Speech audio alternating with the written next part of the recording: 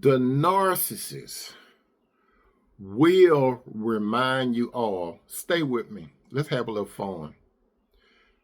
When I was a young lad, for entertainment purposes only, I really enjoyed looking at vampire movies. For example, Count Dracula. I know a lot of you have heard of Count Dracula.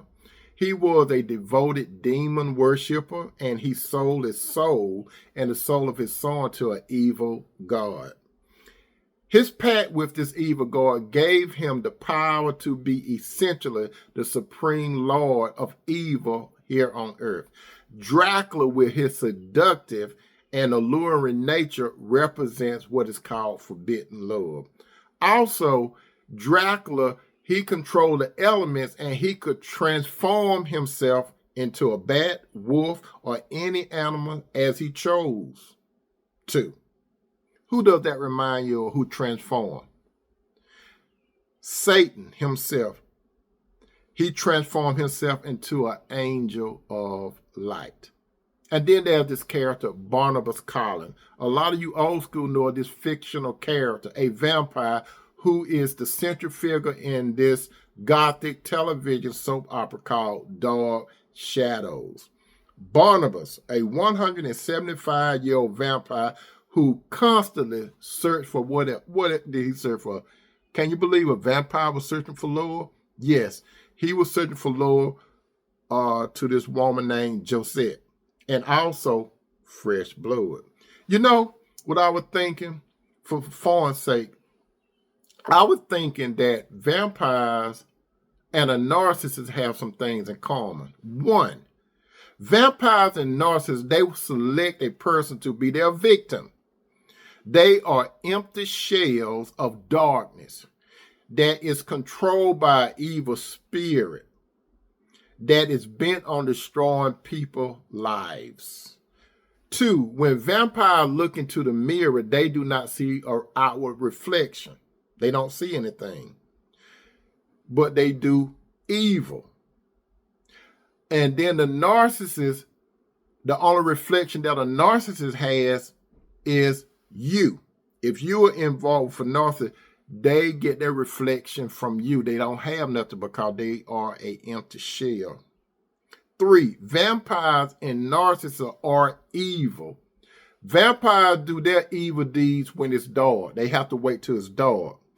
Narcissists do theirs when it's dark too. That means that they could be in front of a lot of people, but they are fake.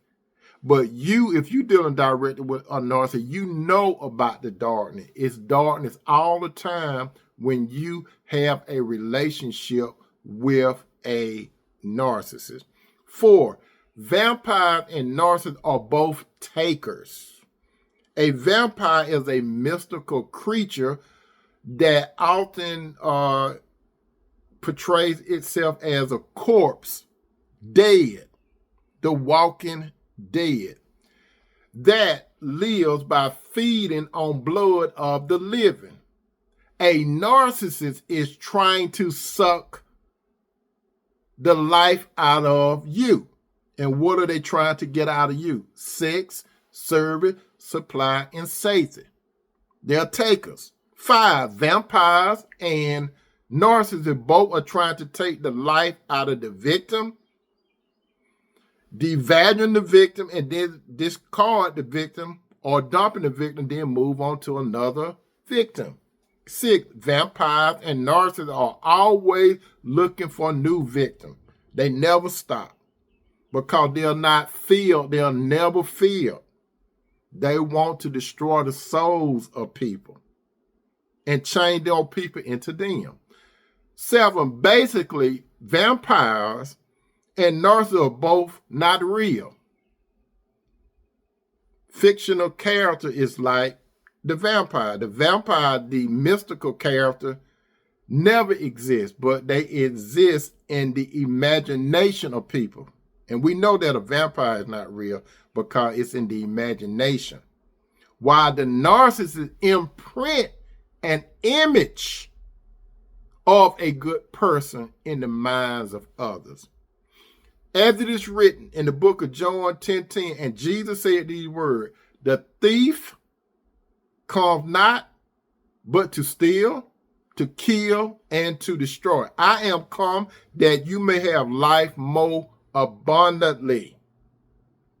So when you are real, when you have the Spirit of God, you do not have to deal with the real thing, which is the narcissist. Checkmate. Remember this, believe this, say la vie, and amen.